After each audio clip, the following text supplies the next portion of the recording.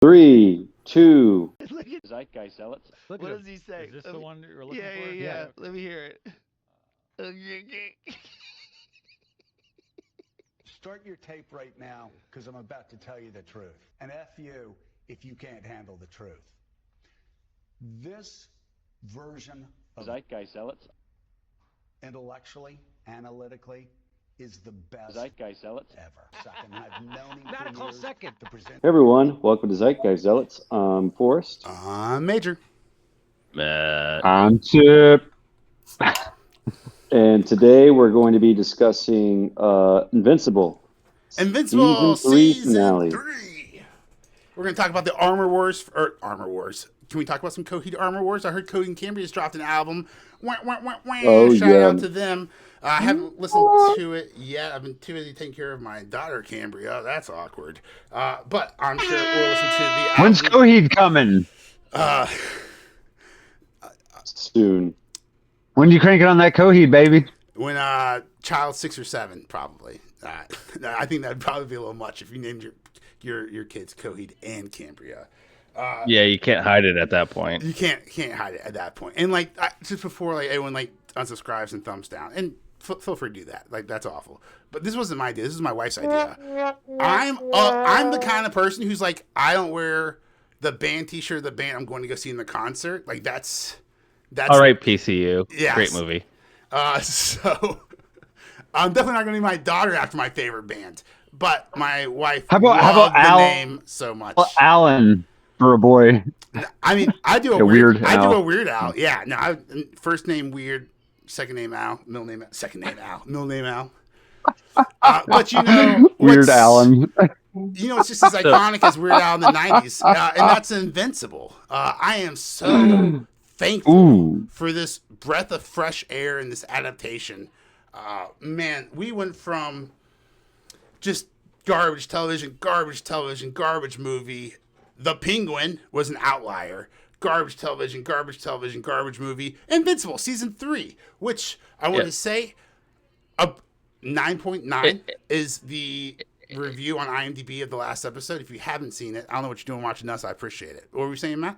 And Wow. we have to call back to a few weeks ago, discuss the Yes. fact that we were all upset with episode 6 about how slow it was, but it was needed, and it just goes to show you how planned out this season was ahead of time, because they knew these last 2 episodes, 7 and 8, were just so Non-stop. jam-packed with action that it was needed. You needed that Reprieve. that kind of bridge, that slight reprieve, but done in a good way. They didn't do it in a callback way that you hate, Major. Right. They did it in a way where we're advancing the story, we're growing the environment, we're growing where we're telling the story.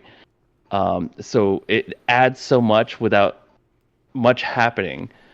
But we were all upset about that episode, and I think you were saying that it was like 8.9, which isn't bad. 8.9 is amazing. Like She-Hulk, Like- the like- Acolyte, they would beg for an 8.9 on any of their episodes. This is the You know, weakest episode. And the weakest episode is an episode that does so much with doing so little, but it is so needed, Yeah. because we cannot have a whole season of action. This is Star Wars. This is the problem that Star Wars has with the latest sequels, is that there is just non-stop action. There's no storytelling. There's no world building. It's just action scene after action scene after action scene after action scene. And that's not how you do it. Except for do episode it this 8, way. which had the world's lowest chase scene. Just so slow. I mean, at least you could drop bombs because there's gravity in space. We're not going to talk about it. We're going to talk about Invincible, yes, 8.9. Matt, you're 100% right. I did not realize it in the moment. But yeah, you needed just a little bit to catch your breath before a full sprint to the finish line.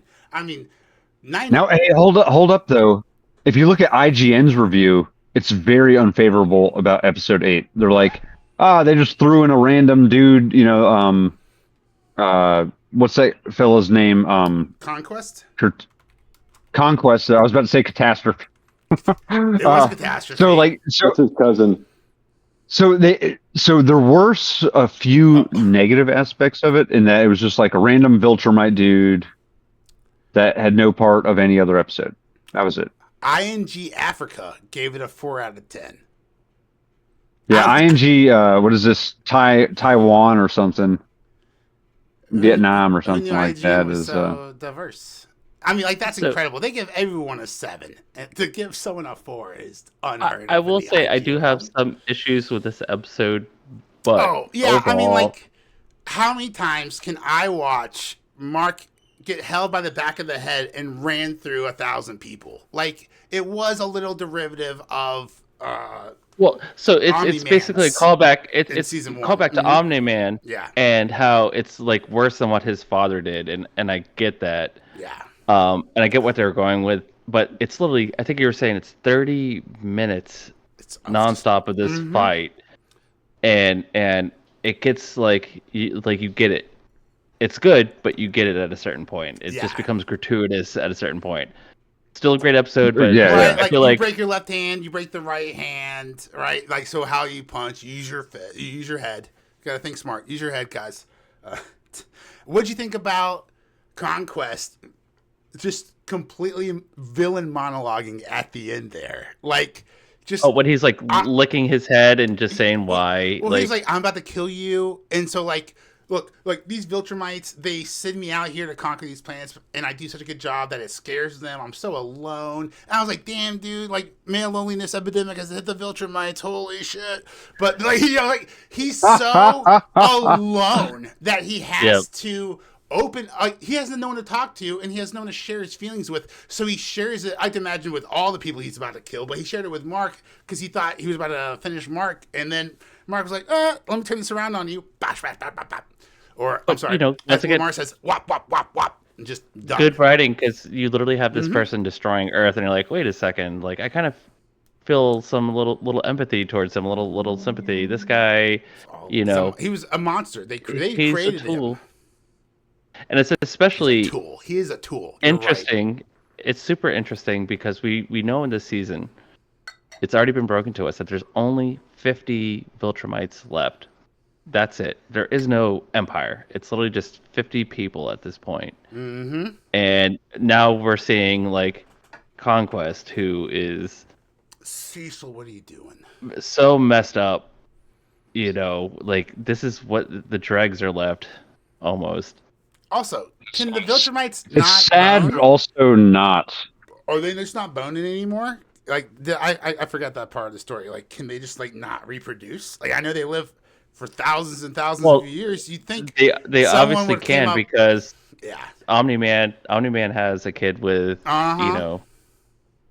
he has 2 kids, so what's going on there? There's a Right. bigger backstory that we're not being told. Yeah. Anyways, This is gonna go on. This is such a dense comic book series. Like, it's incredible, like, how many stories there are in, like, the Invincible canon. Well, would you believe, if I recall correctly from when I was reading, the Invincible Wars, it's only one comic book. Like, it's part of the bigger story arc in the comic books, and then Conquest shows up afterwards. But It's a one the issue. actual, it's literally one issue. Mhm. So, Which is wild.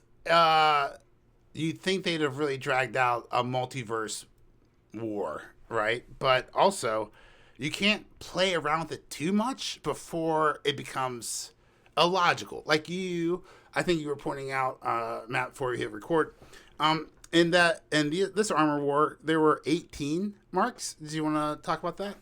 Just how unrealistic like, that is versus 8? in the 2? comic books, I want to say there's only 8 in the comic book, and I feel like we've shown that, like, one Viltrumite can destroy a whole, like, planet. Everything, yeah. And 8 is overkill, and in the comic books, that was kind of like the point, was 8 is overkill, and so we start off with about 18 different ones, and a few of them are killed off right away in episode 7. Ooh, this is like, almost 16. way too. So, okay, 16, but still, that's double the amount in the comic book. And a few of them are just, like, kind of killed off way too quickly, which was frustrating. But if one Viltrumite can destroy a whole Earth, Right? 16 Almost. is 2. beyond. 2 is enough. If Mark, it's too much, right? So, like I was saying, one issue kind of makes sense. Of course, I'd like to have more content to consume. If it's consuming, it's good content, right?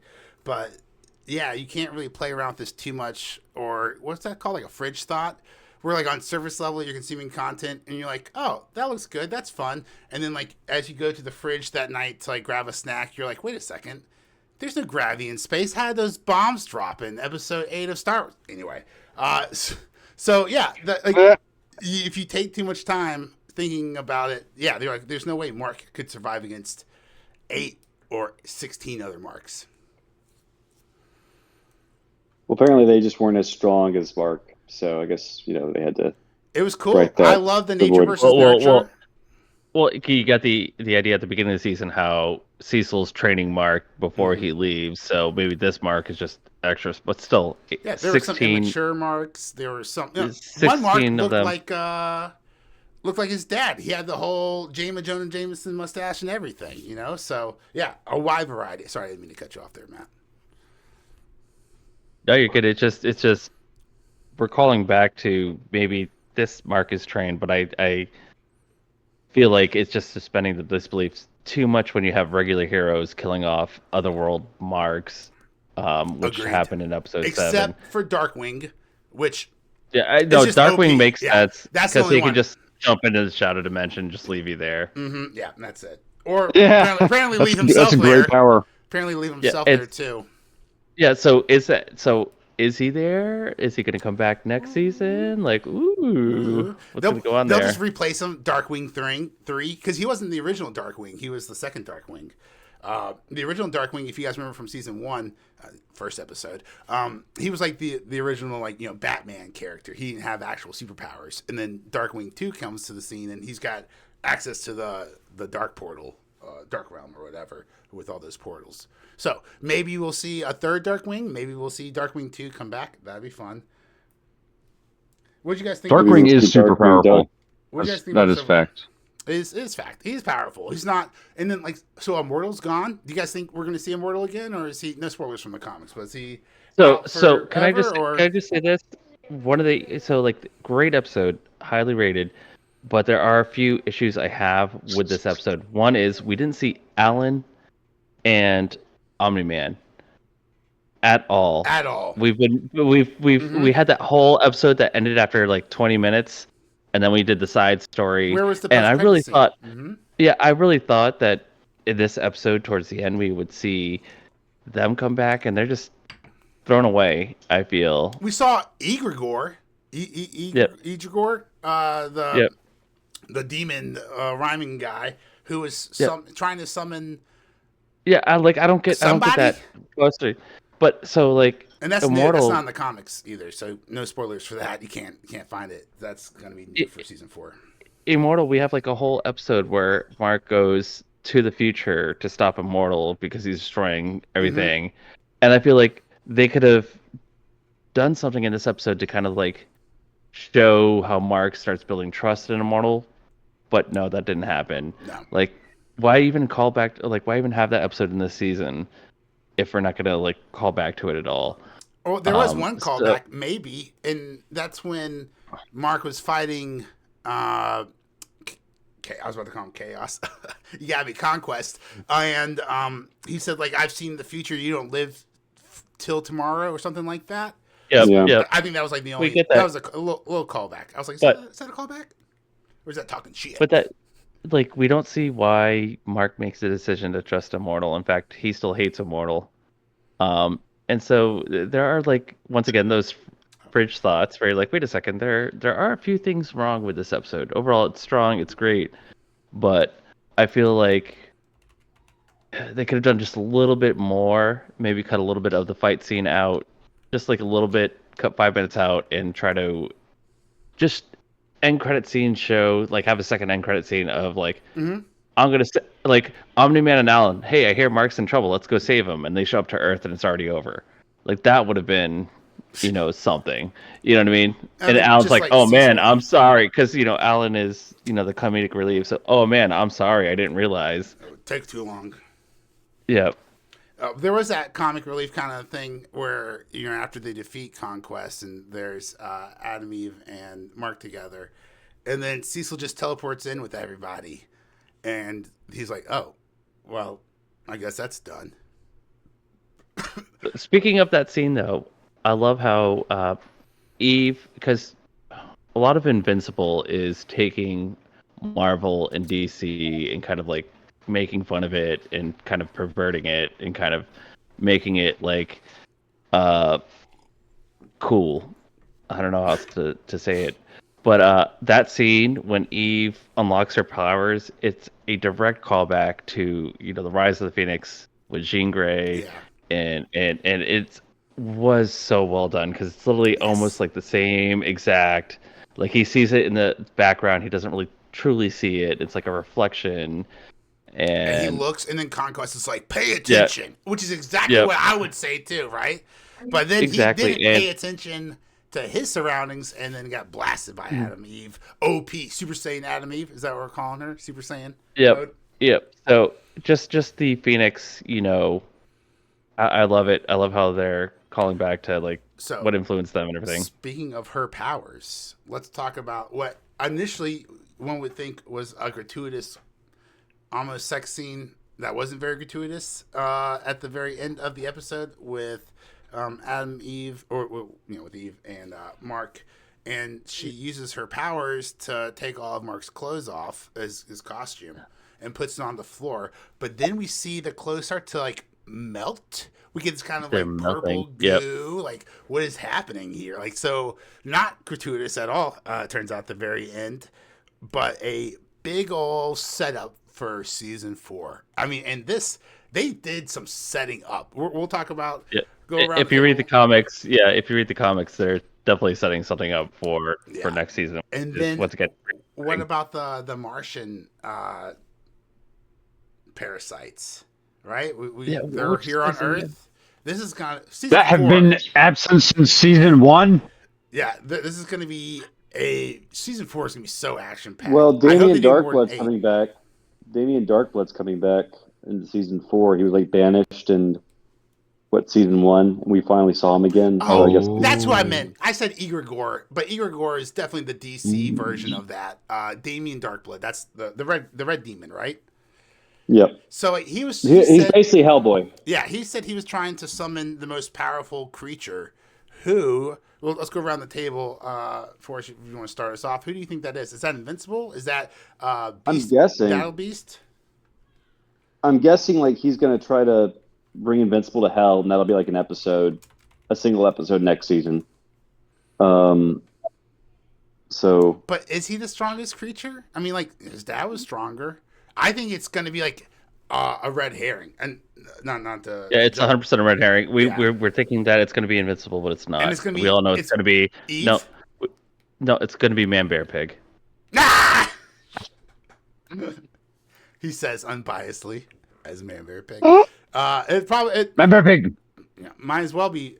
It's probably that'd be cool if it would be Battle Beast, but it could be Eve. There's a lot of strong contenders, but Well, we see. I like we how see- Battle Beast was just Mark fighting. is one of them. We see so we see at the end of the credit scene too, like how he's floating in They space. recovered Battle Beast, yeah. and they recover. So So much it's obviously setup. going to be So much setup. So it did Battle Beast. He can beat a Viltrumite. Oh yeah, Battle Beast is the baddest fighter in the universe. All he wants to do is die in combat. He thrives on it. That's all he's looking for is an honorable death, killed by an opponent. And it wasn't Mark. Not last time we met. The two met each other. Nope. Mark got his butt handed to him. Yeah, as he should have. It'll be fun to see when they fight again how much better he does. See how that Cecil training That's true. is paying off.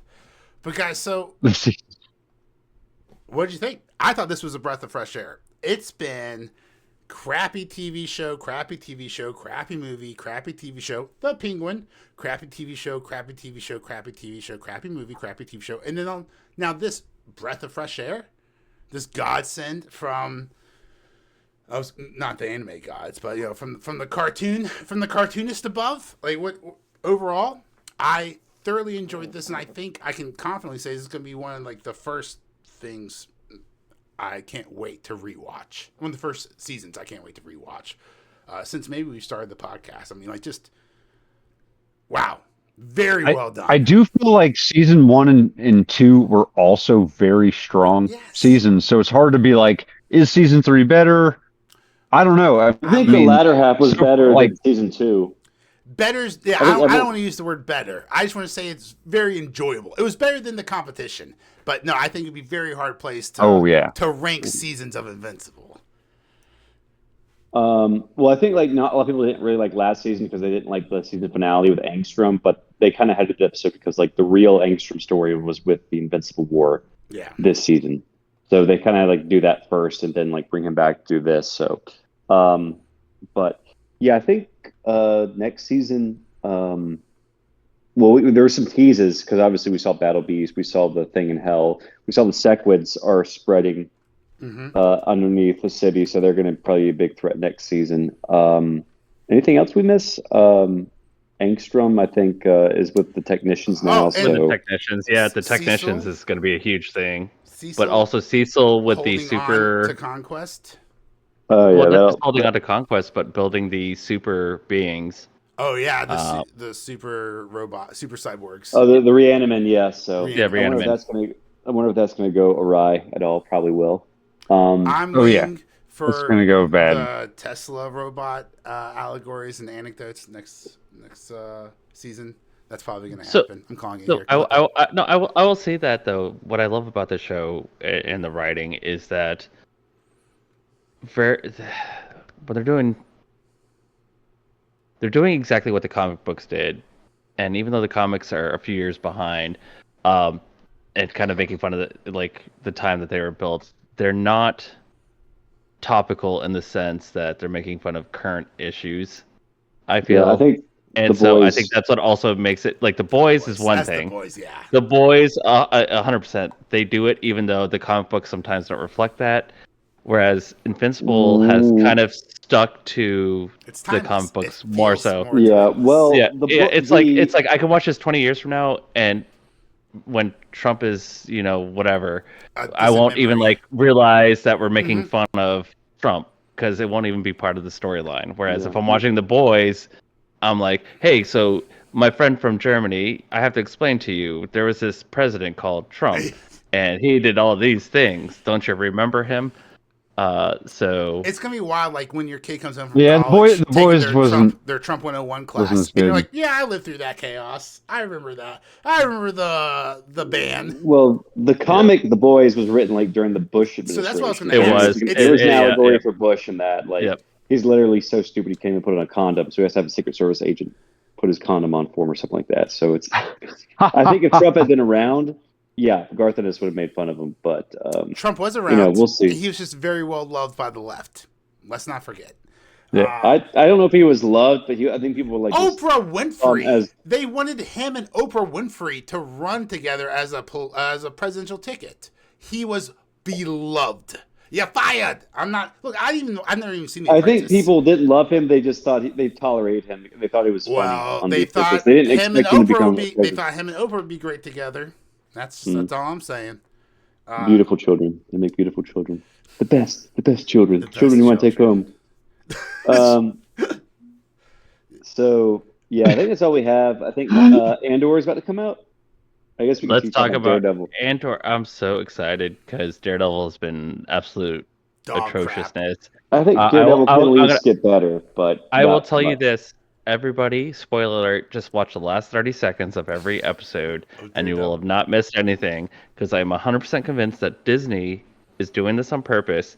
They'll have a really crap episode, but then the last 30 seconds something happens. You're like, oh shit, now I gotta watch the next episode.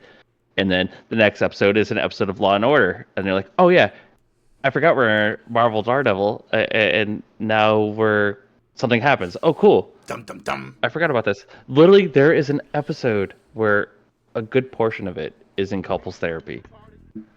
Oh yeah, why is the Kingpin in couples therapy? I hate this so much. We'll talk about it. Yeah. So it's horrible. He's a cuck. Yeah, I hate it. It's bad. It's so unfortunate. And like, now he's not the Kingpin. Vanessa's the Kingpin. This is we'll talk about it, right? Subscribe if you want Matt and I will go head to head. We'll talk about it. Is this woke ideology or is this just good storytelling? We'll find out. It's not good storytelling. That's for sure. Do y'all think that But the Kingpin can't have a white man in charge, so let's give it to do you think Daniel Blake is Kingpin's son? Like his lost son? Like maybe he got some chick knocked up. That's interesting. A long time ago. Who? But we'll talk I mean, about this on I'm a different guessing- podcast. Who? So Yeah, the guy it was James Gandolfini's son. He was in Episode the 1, Sopranos episode 2? prequel. Episode 3? He's like his main political aide. yeah, the guy that always is Daniel getting BB. Yeah. Oh, Yeah. it's So, anyways, it's so this will be boring. for another podcast. We'll do it. It's so absolutely. bad. But Right. Invincible Subscribe for overall. more great content. Man, we really appreciate it.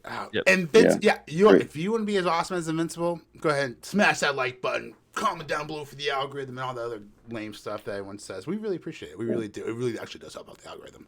Yeah. Which is Thanks for listening, everyone. Yeah, guys, this has been awesome. You've been awesome.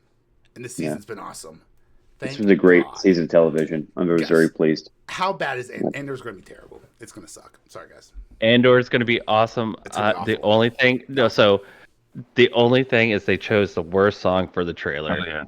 Because Andor is supposed to be like subdued and laid back, and they have this very brash, punk song, and it's like, you're not advertising it right. On a scale of slow acoustic cover of a 90s song, which No, you I hate. prefer. I 100% prefer this. Okay. Even and though then it does on not the- match. On the other spectrum, I would much. you have Gladiator 2 with the rap music. Where would you place that on this spectrum here of terrible life choices of music? Oh God. So if rap Gladiator versus slow, I really think it goes more towards the slow montage music, because it's a poor choice, and we're trying to do something modern, like a modern song that we're remaking to make a story that's sci-fi or fantasy seem cool. So I think it leans more towards that end of the spectrum, but it's still bad. It's still bad because Ooh. we're telling a Star Wars story and we're playing this punk song that's very upbeat, and they're actually playing major notes instead of minor notes, and it's like, And that's not what No. Andor is about. Andor is about gruffness. Andor is supposed to be depressing. Andor Yes. is supposed to show you why the Resistance started, because the Empire Oh. was so bad. I thought it was depressing. We 'cause can't only have got one poppy punk music. Andy Serkis. Yeah, That's I would- what's depressing is that we don't get I more would be- Andy Serkis. God, he was I would good. be just as pissed. I would be just as pissed if they played Rage Against the Machine. Yeah.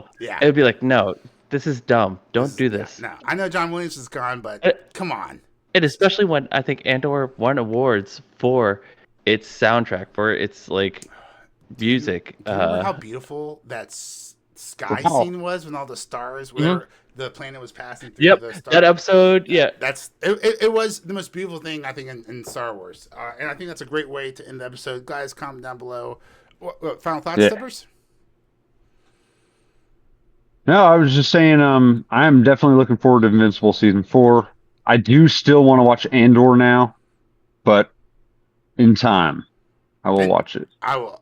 There's at least 2 episodes to watch, if not the whole series. The one with the pretty lights that we were just talking about, and then there's the Prison Break. the last scene episode. of Yeah. Andy Oh, the Prison Serkis. Break. The Oh my Prison Break God. with Andy Serkis is some of the best television, and it's the best acting I ever. cried. I can't swim. And I fucking cried. Yeah, no, and all of that. Wow. Guys, I'm getting goosebumps just thinking about it. I'm actually gonna go watch the episode of Andor right now. It's Right, so 100%. fucking good. It's 100%. Thank you guys so much. Smash that like button, comment down below for the almighty algorithm, and subscribe so you can watch more great content. We'll get into it next time. Thanks so much for watching, guys. I'm Major. Matt, I'm I guess Tip. we lost Forrest. We and lost- there's Tip. Yeah, and the question is, if a forest falls in the middle of a podcast, does it make a noise? Apparently not. You guys have a Apparently great not. We night. didn't hear him leave, so love it. Bye, guys. Good night.